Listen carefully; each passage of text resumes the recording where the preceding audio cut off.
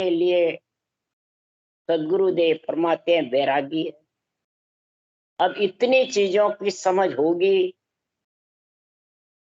शरीर शादी के लिए भी कितने जतन होते हैं, फिर बच्चा पैदा करने के लिए जतन होते हैं, फिर बच्चे संभालने के लिए होता है। ऐसे कुटुंब परिवार को जैसे पालते हो, उसी प्रकार आत्मा की शादी के लिए भी पूरे कुटुंब का, पूरे इन ओहदेधारियों का मर्यादा का पालन करके केवली भगवंत आत्मा की शादी कराते हैं, करते हैं और बैरागी के संग परमात्मा में मिलते हैं। आज सब गट पर्चों की बातें बता रहे हैं सुखराम जी कि आत्मा की शादी कैसे हो। सृजनहार ने माता पिता की पदवी ब्रह्मा विष्णु महादेव शक्ति को दी है। राम कृष्ण को राजा की ईश्वर करतार की पदवी दी है। सदगुरु पदवी केवली भगवंतों को दी है और आत्मा को वैरागी परमात्मा मिलाने की पदवी परब्रह्म के सतनाम निज नाम को। ये आत्मा का पति है, आत्मा उसके साथ शादी करेगी, माता पिता के साथ भी नहीं करेगी, राजा के साथ भी नहीं करेगी, और सदगुरु जिसको पदवी दी है उनके साथ भी नहीं करेगी। शादी तो नियंत्रण के साथ करेगी। जब सेज का सुख भोगेगी तभी वो ससुराल जा सके। इसीलिए सदगुरुदेव आज ये निर्णय समझा रहे हैं कि आत्मा की शादी के लिए और शरीर की शादी के लिए दोनों का गुण समझा रहे हैं। तो परब्रह्म है ब्रह्म तीजिस माया, सतपुरुष साई ओ भेद लाया। पर ब्रह्म जड़ रूप ब्रह्म बीज हुआ, तरजे में माया विस्तार जुआ। जो बीज तर में यो ब्रह्म होई, पर ब्रह्म न्यारा जड़ रूप हो। सदगुरुदेव फरमाते हे राजा, हे मन, पर ब्रह्म है और माया है, तीन है। तो राजा कहता है कह भूप तो हम सुनियो, ब्रह्म और माया तीजो न सुनियो तुम सोज लाया। राजा बोल रहा ब्रह्म माया तक का ज्ञान तो बहुत सुना हुआ है, परंतु ये परब्रह्म का जो तुम अलग बता रहे हो वो हमने कभी सुना नहीं। तीसरा तो सुखराम जी महाराज कह रहे हैं कि सबको ऑर्डर परब्रह्म का ही तो है। ब्रह्म माया में मैंने माया है, शरीर ब्रह्म है, आत्मा। तो आत्मा खुद परमात्मा नहीं है।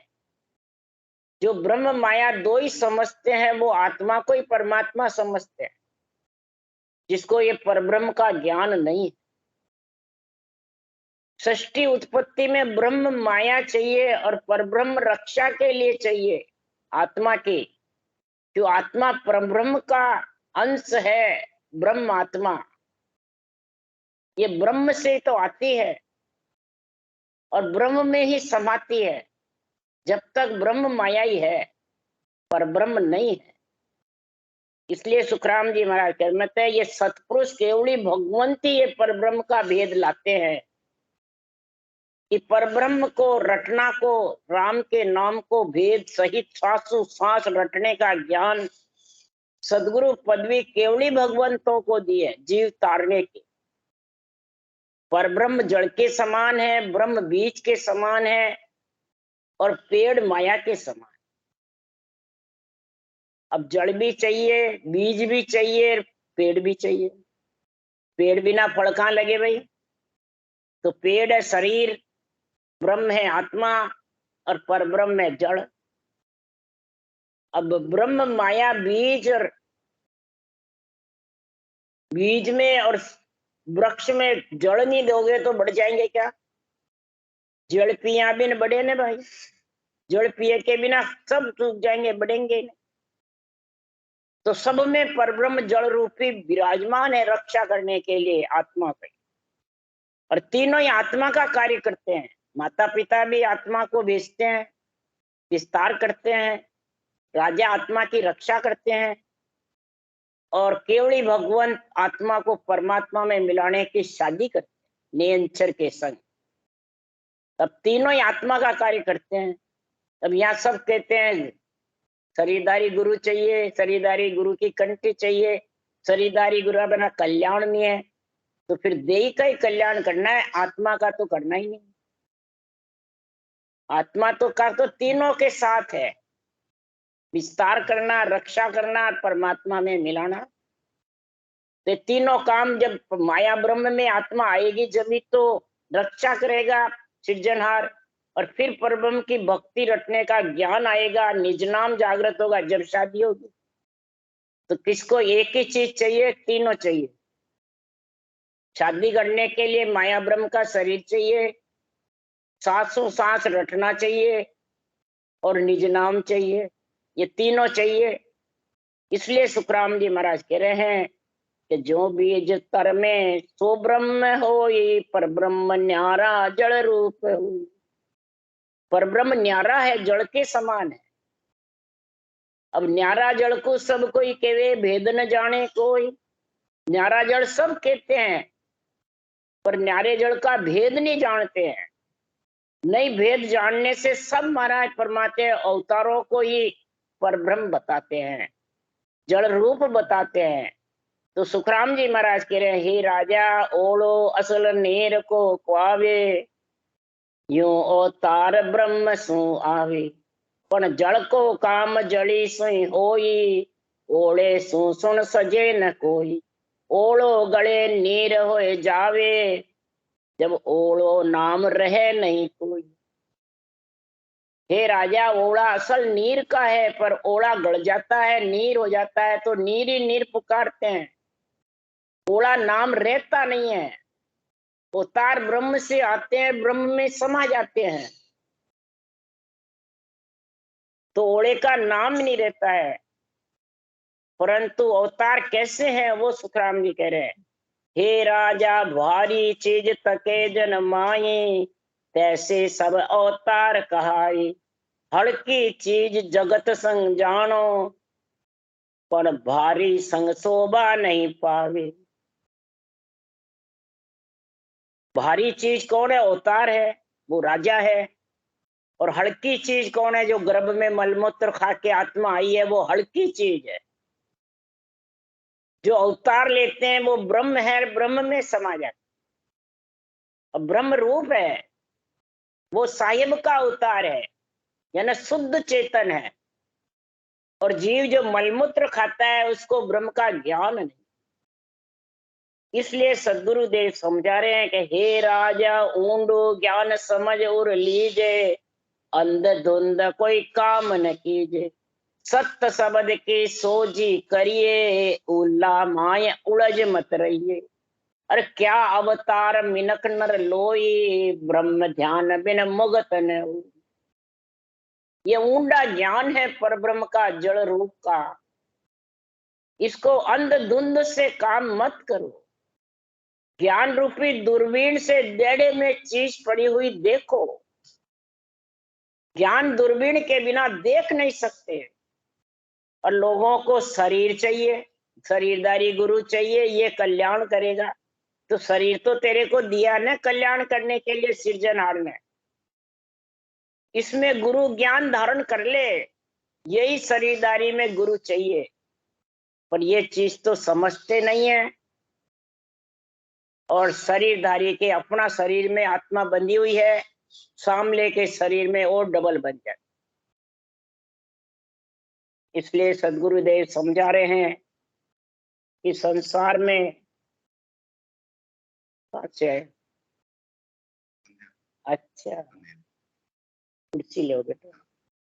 इसीलिए सदगुरुदेव समझा रहे हैं कि जब तक शरीर में बंधा रहेगा, शरीर के गुरुओं से कंठे पहनता रहेगा, शरीर के गुरु के पिछ लघु फिरता रहेगा, तो कभी भी आत्मा परमात्मा में मिल नहीं सकती। तो मिल जाएगी, बोले भजन भी करते रहो और शरीर के बंधे रहोगे तो भी आत्मा का ब्याह होने वाला है, तो हो जाएगा। आत्मा की शादी के लिए तो महाराज फरमाते जड़ रूप ही चाहिए। तो जड़ रूप परब्रह्म परमात्मा है कि आत्मा है या शरीर है? तीनों चीजों का महाराज आज निर्णय कर रहे हैं। किसके लिए? शरीर की शादी के लिए भी और आत्मा की शादी के। शरीर की शादी से सृष्टि उत्पत्ति होती है, ब्रह्मा विष्णु में शक्ति से। राम कृष्ण राजा ईश्वर करतार से रक्षा होती है सृष्टि की। और परब्रह्म परमात्मा के जड़ रूप नाम से सांसों सांस जो केवली भगवंत भेद लाते हैं विधि रटने की, उससे नियंत्रण प्रकट होता है, उससे आत्मा की शादी। वो आज महाराज बता रहे हैं, ब्याह हो लो मेरा ब्याह हो लो, अब घर कर स्यों जुआरे, सतगुरु मिल्या आज्ञा लेने ता दिन भई सगाई रे। महाराज फरमाते इस आत्मा की पहले सगाई होगी, सदगुरु मिलेंगे जब सगाई होगी।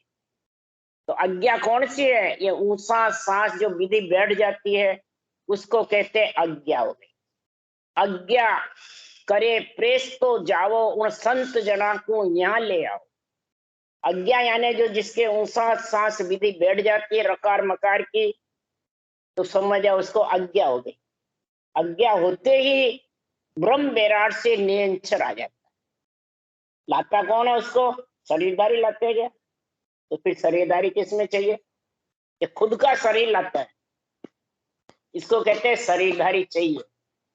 अगर खुद को ये पंच तत्व शरीर नहीं मिला हुआ है तो नहीं आएगा। तो ये शरीर चाहिए तो सामले का चाहिए। तो इसका तो ज्ञान है नहीं कि शरीर गुरु के बिना कल्याण नहीं होगा, कहते हैं सब। तो शरीर गुरु कौन है? ये दिया ना तेरे को परमात्मा ने। तो इससे तू श्वास उश्वास ज्ञान को समझ, ऊंडे ज्ञान को, और विधि सहित रटना करेगा तो ब्रह्म विराट से नियंत्रण आ जाए। पर ये सब अरूप है तो रूप है, तो आत्मा रूप है तो रूप है। अपने शरीर के अंदर ही आत्मा बोल रही है, तो आपको दिख रही है कि आत्मा है? तो फिर आत्मा का कल्याण का शरीरदारी गुरु चाहिए है? बाहर वाले चाहिए क्या? शरीर तो खुद का है ना, ये चाहिए रटना के लिए। अब समझिए, अब रटना जिससे होवे नहीं, मान सम्मान चाहिए, पूजी घोड़ा चाहिए, दुनिया में बढ़ाई चाहिए, उसको चाहिए शरीरदारी। तो फिर वो तो खट दर्शनियों में ही है। खट दर्शन गुरु हद का जिनमें करो 50, देह के गुरु सु मुगत देही की होई। देह के गुरु सु देही की मुक्ति होगी, आत्म की होने वाली। आत्म की सुखराम के सतगुरु के संग। सदगुरु आज्ञा लीवी, सदगुरु मिल्या आज्ञा लीवी ता दिन भई सगाई। सांसों सांस राम रटना करना ही आज्ञा लेना है। अब समझ गए? अब आज्ञा कौन सी? शरीरदारी से लेनी है, माला फेर के। मंत्र शरीरदारी से सीखना है कि ग्रंथ से सीखना है? तो ग्रंथ ऊंचे नहीं है, वो शरीरदारी ऊंचे है? ग्रंथ भगवत वचन है, शरीरदारी है। ग्रंथों का ज्ञान तो समझता नहीं है, और शरीरदारी जैसे मूड है वैसे मुड़ जाता है। तो मूर्ख हुआ कि समझदार हुआ? बुद्धि फेल हुई या बुद्धि सही है? भक्ति करने वाले कई डूब रहे हैं इस शरीर के बंद बंद के। आज नहीं है बात, मेरे को 50-60 साल हो गए देखते। मेरे पास 20-20 साल आए भजन करने के लिए, वाणी ज्ञान सुनने के लिए, और फिर फट गए शरीरदारी गुरु। कई फटे हुए हैं। तो होगा, क्यों होगा? ऐसे भरमाने वाले बहुत है। शरीर गुरु बनने वाले लाखों हो गए, और सुखराम जी ने लिख दिया होंगे कलयुग। क्यों? तो सुनो भाई, ऐसा कलयुग आसी, पके पके सब ज्ञान कते ला आपो सकल सराची। सब अपना आपा सराया, मेरे को गुरु बना, मेरे को गुरु बना, मैं तेरा कल्याण कर दूंगा। एक धर्म बिच झगड़ा घेला रे भाई, वो कह तुझ गम नाई, वो कह तुझ गम नाई। महाराज खुद लिख गए, ये अर्जस है। और कलयुग माई शिष्य के भावन होय, और गुरु करती सो आशा। गुरु आशा करेंगे, भरमाएंगे जीवों को, तो इनको मेरी तरफ खींच लो। अब समझ गए? तो जो जिसमें ज्ञान की समझ नहीं है वाणी जी की, हर ग्रंथों की, वो खिंच जाएंगे। अब समझिए, वही खींचेंगे। जिसमें बुद्धि पे विवेक है वो नहीं खींचेगा। हमारे को भी खींचते हैं पर हम कभी नहीं खींचे। अब समझिए, 60 साल में मैं सब पंच संप्रदाय वालों से मिले और सब मेरे पास आए हुए। सबको मैं वाणी जी के ज्ञान से निर्णय समझाता, सब फिर चले जाते हैं। अब समझ गए? वाणी बांचने वाले भी मेरे को हजारों मिले, और हजारों ही शरीरधारी गुरु चाहिए, तनधारी गुरु चाहिए, समय के गुरु चाहिए। मैं क्या तुम्हारे को सबको चाहिए जो रखो, मेरे को तो नहीं चाहिए। मेरे तो गुरु सुखराम जी और इनका ज्ञान है बस। मेरे मेहनत भी यही है, गुरु भी यही, धाम भी यही है और ग्रंथ भी यही। इसके अलावा मैं किसी के संग जाने वाला। इसलिए सुखराम जी महाराज कह रहे हैं, समझ जाओ उस दिन उसकी सगाई हो गई पक्की, फिर वो टूटेगी नहीं। कई भरमी जाते हैं लड़के लड़की, तो सगाई टूटती है कि नहीं टूटती है? तो ऐसे इधर टूट जाती। आत्मा का जो शब्द के संग जाने का रहता है तो वो संग टूट जाता है। शरीरदारी के बनने से शब्द का संग टूटेगा, परमात्मा का संग टूटेगा नहीं टूटेगा। तो फिर आत्मा कहाँ जाएगी? कहाँ जाएगी भाई? 84 में कई जगह नहीं मिले, अवगति में जाएगी। सिकल विकल चर्चा करिए देश अर्थ नहीं माय, वाक्य संग सुखराम के जीव गता से हो जाए, गता से चला जाए। यानी जहां से उठ के गई उस घर में बैठी रहेगी, गति रुक जाएगी। अब समझिए, स्थान नहीं मिलेगा उसको। अब समझिए तुम। और कई गई हुई ऐसी आत्माएं। अब समझिए आप क्यों गए हैं? तो वाणी तो केवल की बांटते हैं, बातें ऊंसा सांस की करते हैं, और शरीर गुरु बनता है और बनाते हैं।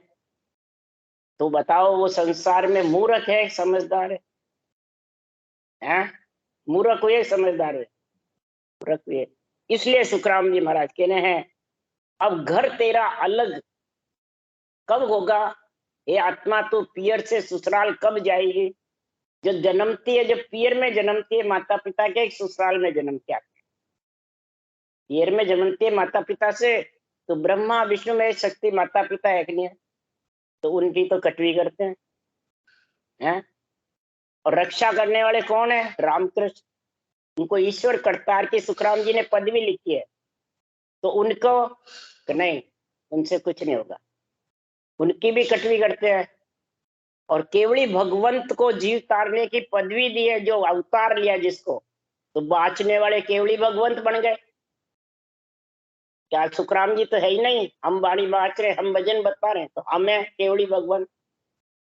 और उनकी सबकी काट, तीनों को जो पदवी है उनकी पदवियों को काट दी, तो कहाँ जाएंगे भाई? वापिस लग 84 में भी जाओ, चाहे नरदे में भी जाओ, तो शरीर तो वही देंगे माता पिता।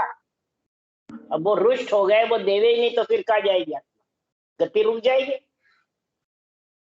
कह दो नहीं रुकेगी, रुकेगी वो तो दिख रही है। तो महाराज क्यों कलयुग माई करोड़ 99 जीव नरक माई सो जाओ। आप कह रहे हो बहुत जाएंगे, तो उनको ऑर्डर है सुखराम जी का, 1 करोड़ में से 999 नरक में जाएंगे, अवगति में जाएंगे कलयुग में। क्यों जाएंगे? कि भरमाने से। बिरला जाएंगे। कौन से जाएंगे? भजन करने वाले नहीं, ये ज्ञान कथने वाले जाएंगे, ये भरमाने वाले जाएंगे। अब समझ गया? एक भरमाता है और उसके पीछे कितने लग जाते हैं? हजारों लगते हैं। तो डूबेंगे गिरेंगे। आप तो डूबे, पांडे ले और ने डूबे नहीं है। इसलिए सुखराम जी महाराज कह रहे हैं कि इस घर को अलग ससुराल भेजने के लिए आत्मा को बीच में रोकने वाले कितने हैं? कन्या की कभी सगाई हो जाती है अच्छे घर में, तो उसको भरमाने वाले कितने हैं? नहीं है। बहुत है। तो इधर आत्मा जब सत्संग की जागृति हो जाती है और भाई सगाई हो गई, कंठ में जागृत होती, अब उसको उस पहुंचने में, उस देश में, ससुराल में पहुंचने के लिए बीच में अड़वे कितने हैं? ये जितने भी शरीरधारी है, बेकाने वाली, भरमाने वाले, सब अड़वे हैं। कोई ब्रह्मा विष्णु महेश शक्ति अडवान है, रामकृष्ण अडवा, वो तो सहायक है सब, और उनका नाम लेते हैं अड़वे वो। ऐसे मूर्ख गुरु महाराज फरमाते हैं सबको, आप भी अवगति में जाते हैं, दूसरों को भी अवगति में ले जाते हैं। ये नवदा भक्ति शास्त्र बांटने वाले नहीं है मूर्ख गुरु, वो तो कटदर्शनी का बातें बताते हैं। मूर्ख गुरु है संतों की वाणी बांटने वाले। अब समझ गया आप कि दूसरे हैं, दूसरे नहीं है। इसलिए महाराज फरमाते हैं कि राम नाम अमृत कहने लागी, जब हर परण्या रे लोरी। राम नाम मुखारबंद से तू कहता रहेगा, पर हर को पढ़ने के लिए सदगुरुदेव फरमाते हैं, अब हर जी मेरे घर में आया, बप जी मोहे पठावे रे। विरह प्रेम ही आभर उब के सैया मिल मिल जावे। हर जी जब घर में आते हैं, नेंचर जब घर में प्रकट होता है, आत्मा की उससे सगाई होती है, तो उसको भेजते कौन है? हर जी को बप जी यानी बाप। बाप कौन है? वो तो आत्मा के माता पिता है। महाराज फरमाते इस नेंचर को लाने वाला बाप कौन है? कंठ में नेंचर कौन लाता है? ररो ममोदय मात पिता है, ओऊ सोऊ दादो दादी, पार ब्रह्म पर दादो। अब समझ गए? जो रकार मकार है ये माता पिता है, सासू सास है वो दादा दादी है। अब समझ गए? और परदादा परब्रह्म परमात्मा का जो तेरे को बराबर भेद मिल गया, तो उलट फिर तू परम ब्रह्म में ससुराल में चली जाएगी और इन्हीं में बैठी रहेगी, नेंचर का संग नहीं करेगी, तो वापिस जन्मने मरने में आ जाएगी। दोनों ही है इसमें। अब समझ गए? तो भरमाने वाले कितने हैं बीच में, अटकाने वाले कितने हैं? बहुत है। शेष 88 घाट है, बेरी अनंत अपार, विषम गेल साहेब दिशा, भो अंतर उर मार। ये विरह प्रेम के बीच में महाराज फरमाते अटकाने वाले इतने हैं। समझ गए? संसार को रूप चाहिए, महिमा चाहिए, मान सम्मान चाहिए, तो फिर वो अटकाएंगे नहीं अटकाएंगे? घर में बैठे सब अटकाने वाले, बाहर नहीं है कोई। ये भरमाने में क्यों आती है भक्ति करने वाली आत्माएं? किस कारण से आती है? मान सम्मान के लिए, मान बढ़ाई के लिए। अब समझ गया आप? संसार में पूज्य होने के लिए। अब समझ गया आप? इसलिए वो भ्रमिष्ठ है। और सबको चाहिए, किसको नहीं चाहिए? राजनीति में हो, रामनीति में हो, सामाजिक नीति में हो, सबको ये मान बढ़ाई खा गई। कबीर साहब ने लिखा, मोटी माया सब कोई तजे, झीणी तजे न कोई।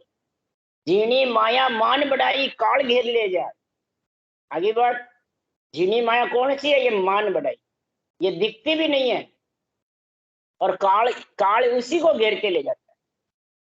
तो वो अध बीच में ही महाराज फरमाते हैं, पिताजी तो आत्मा की कन्या के लिए शादी की बात करते हैं, और पिता को छोड़ के, और वो किधर चली जाती है? ठगों के बीच में चली जाती है। किसके लिए जाती है? मान सम्मान। तो महाराज फरमाते हैं, पीव हमारी सेजा रमिया, दे तक धून लुकानी रे। कपड़ा घड़ी भाग मसलाना, जब दुनिया मुझे जाने रे। अगर दुनिया को जनाना है तो तेरे पीर जो नेंचनी नाम सेजा रमे, और रोम रोम तेरा थर्रावे, रोम रोम अंदर से फूले, खुशी होवे, विधेय मंडल में शब्द गणनाता रेवे, और देही मंडल रटना करे। दे तक धून लोथानी रे लो। ये शरीर बिल्कुल उसको भक्ति करने वाले को मिट्टी के समान लगे। समझ गए कि इसका मान सम्मान चाहिए? तुकाराम जी ने लिखा, ब्रह्मा विष्णु महेश है, रेत स्वरूपी जान। तो वो माता पिता रेत स्वरूपी है कि तेरे को शरीर दिया जो है? कौन है? उनका नाम लेते हैं, वो रेत स्वरूप है। और तू कौन है? ब्रह्म स्वरूप है। उनके बेटे बेटी ब्रह्म स्वरूप है और माता पिता रेत है? ये माया का शरीर की रेत होती है कि ब्रह्म आत्मा की रेत होती है? तो उन देवताओं की रेत बना रहे हैं, देवताओं को अन्न बताते हैं। तो बताओ कितने मतलब भरमे हुए हैं, कितने इन ठगों के पीछे लगे हुए हैं और आत्मा का कल्याण चाहते हैं। हो जाएगा? देह थक ढूंढ लोथानी रह लो। इस देह को बिल्कुल रेत समझने लग जाता है जिसके भक्ति होती है। समझ गया? जो देही को रेत नहीं समझते, प्रजा नहीं समझते। रेत का मतलब प्रजा भी है, रेत का मतलब मट्टी भी है। रैयत, रैयत माने प्रजा, रेत मतलब मट्टी। समझ गया? ये सुखराम जी की साख है, ब्रह्मा विष्णु महेश शक्ति रेत स्वरूपी जानो। रैयत माने प्रजा भी समझो और रेत भी समझो। शरीर रेत के समान है माया का। उनका जो चार भुजा नाथ का शरीर है ये रेत के समान है, ये रेत बनने वाला है। ये है जितने सांसा चल रहे, जितने काम में ले ले। समझ गया? दे तक ढूंढ लुकानी रह लो। कपड़ा घड़ी भाग मसलाना, जो तेरे को ये शरीर रूपी कपड़ा मिला है आत्मा को ढकने का, इस कपड़े से तू जीत करके विधेय मंडल में घर कर ले, तो फिर तेरी पूरी 3 लोक 14 वन में महिमा होगी। कौन करेगा महिमा? तो सर्वलोक जय जय करे ब्रह्मा विष्णु महेश, जब पहुंचा सुख राम के संत समाधि देश। कौन करेगा महिमा? ब्रह्मा विष्णु महेश महिमा करेंगे कि यहाँ जगत करेगा। सर्वलोक महिमा करे जय जय, सर्वलोक महिमा करे ब्रह्मा विष्णु महेश, जब पहुंचा सुखराम के संत समाधि देश। समझा? जब समझो वो समाधि देश पहुंचे बाद की ये सब देवता महिमा करते हैं। समझ गए? और यहाँ सबको देवताओं को वाणी बांटने वाले आन बताते हैं। महिमा यहाँ रूप की, रेत की महिमा चाहते हैं और केवली भगवंत ज्ञान की महिमा करते हैं, भक्ति की महिमा करते हैं। तब समझा ये दुनिया जब जानती है। समझिए? गर्भ बंध्यो ओदर बंध्यो अब मुझ नाजन भावे रे, बांझ लुगाया हंस जावे ब्यावर विद बतावे रे। ब्याह की विधि तो बताते हैं, सासू सास भजन करो, संतों की वाणी बांचो, संतों के मार्ग में जाओ। और गर्भवती है ही नहीं तो वो हंसेगी गर्भवती। गर्भवती कौन है? संसार में जो परमात्मा में आत्मा मिल गई वो गर्भ में वापस नहीं आएगी, जो उसमें नहीं मिली वो तो सारा महाराज समाते बांझ ही है अभी तो। और वो हंसती है फिर ऐसी, जब उधर बनता है वो परमात्मा की बातें कहते हैं तो हंसते हैं तो परमात्मा में मिल गया, मैं मानो ही नहीं तू मिल गया। बोलो। और इन शरीरधारियों को जो ज्ञान को छोड़ करके शरीर के गुरु बन रहे हैं उनको मोक्षगामी समझते हैं, उनको परमात्मा समझते हैं, उनको ईश्वर कर्तार समझते हैं, उनको सदगुरु समझते हैं। क्या सृजनहार से पदवी लाए वो? मलमूत्र खा के आत्मा आई और उनको पदवी मिलेगी? ब्रह्मा विष्णु महेश शक्ति ने मलमूत्र खाए क्या? रामकृष्ण ने मलमूत्र खाए क्या? केवली भगवंत आए उन्होंने मलमूत्र खाए क्या? तो फिर और तुम मलमूत्र खा के आए और तुम पदवियां चाहते हो, मिल जाएगी पदवियां। इसलिए सुखराम जी महाराज कह रहे हैं बांझ लुगाया हंस जावे, ये हंसते हैं और ऐसे गर्भ में मलमूत्र खाई हुई को मतलब पदवियां देते हैं। तो गिगन मंडल में जापो हो अन थाल बजाना रे लो, कै सुखराम बधाई अनबे त्रिकुटी ध्यान लगाना रे। जो सुखमना में जिसका ध्यान चलता है उसकी इंद्रियां ठंडी लोई बरसती है, शरीर रेत के समान ऐसा लगता है कि शरीर तो है ही। उड़ी रहा हूं ऊपर गिगन मंडल में, शरीर तो जाना खत्म ही हो गया। ऐसी इस तरह के पावन थोता बेहते हंसा के अस्तु, बिल्कुल खाली बहने लग जाए। तब महाराज फरमाते हैं ऐसा सुखमना की दाढ़ जब भजन होता है उस नर नारी को बधाई हो, बधाई हो, दिन हो, दिन हो। जो नरदे जीत करके और गिगन मंडल में अनंत थाल बजावे, यानी बिना करे 24 घंटे सबद गणना चाले। राम राम राम। बोलो राम सदगुरुदेव जी महाराज ने धन्य हो। परम दयाल सदगुरु सुखराम जी महाराज ने धन्य हो। अनंत श्री सुख सम्राट सदगुरु सुखराम जी महाराज के ज्ञान सत्स्वरूप भगवान ने धन्य हो। केवली भगवंता ने धन्य हो। जीवा कारण जहाज ने धन्य हो। मोक्ष के मालका ने धन्य हो। अनंत कोट संता ने धन्य हो। राम सभा से राम राम मारो सबने। राम राम राम राम राम राम राम।